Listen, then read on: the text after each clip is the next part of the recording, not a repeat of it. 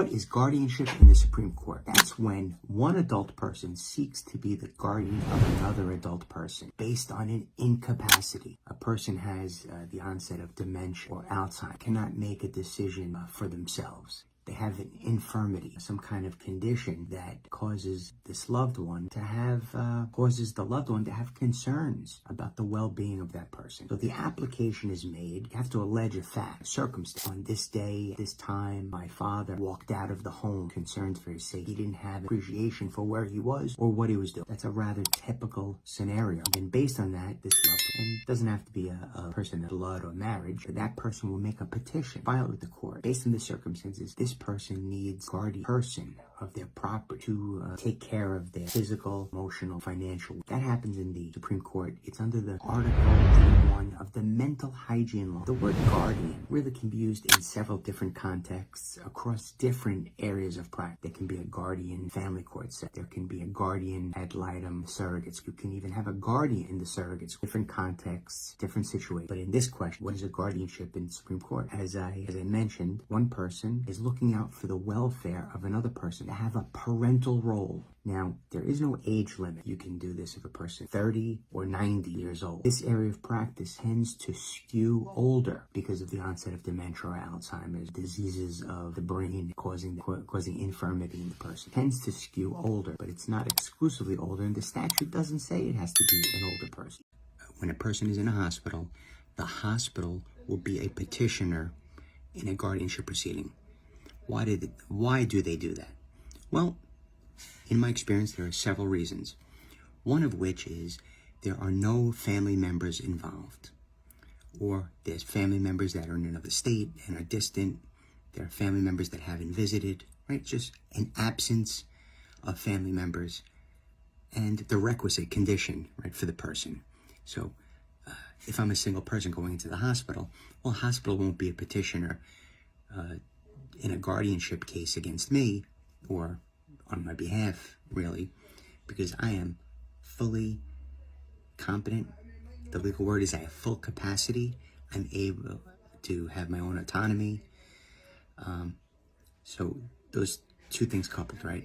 Family members aren't present and the requisite diminished capacity is there for the person. Another reason is the hospital wants to get paid.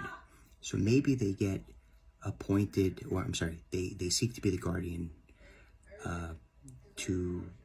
for a discrete purpose, to put the person on Medicaid, to assist the person in getting coverage for long-term care,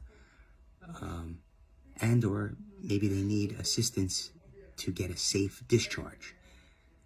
Again, lack of resources, lack of family, the person needs to go back into the community, and no one is there to assist the person. So those are some of the several reasons that a hospital might become a guardian, a petition to be a guardian. No. The hospital would not petition to be a guardian. The hospital would petition to have a guardian appointed.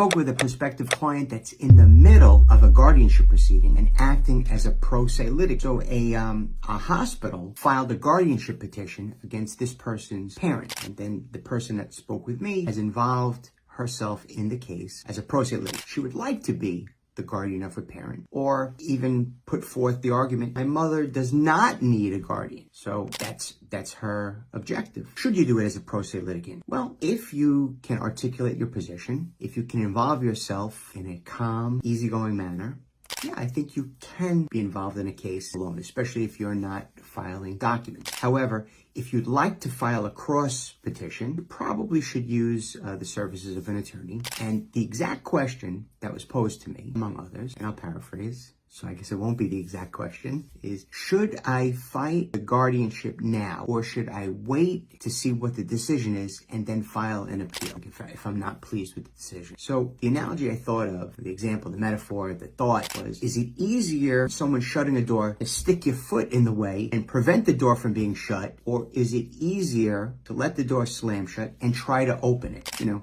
if you had a key, I guess it's okay to open it, but if you don't have a key, you have to bang into it, hit it with a bat or a big bludgeoning instrument. One time, I tried to get into a door that was locked, a door that I owned I owned the door in the place, and I was trying to kick the door in, and it is not so easy to kick a door in. TV, it's easy, you know, male, female, big, small. I really kicked hard, and the door didn't budge.